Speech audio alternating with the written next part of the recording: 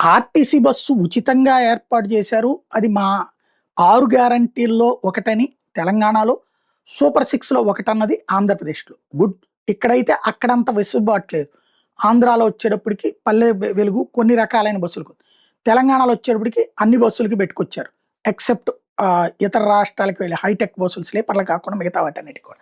అయితే తెలంగాణ ఆర్టీసీకి ఇప్పుడు పెద్ద సమస్య ఏంటంటే 2023 డిసెంబర్ నుండి 2025 డిసెంబర్ 14 తేదీ దాకా 8,578 కోట్ల ఇదే 8,57,807 ప్రయాణాలు జరిగినాయి.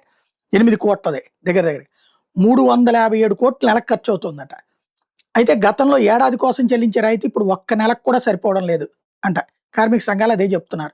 మహాలక్ష్మి పథకం కోసం ఇవ్వాల్సిన రాయితీలకు ప్రభుత్వం నెలకు 390 కోట్లు ఖర్చు చేస్తుంది అని ప్రభుత్వం చెప్తుంది. కానీ ఆ డబ్బులైతే ఇవ్వట్లేదు.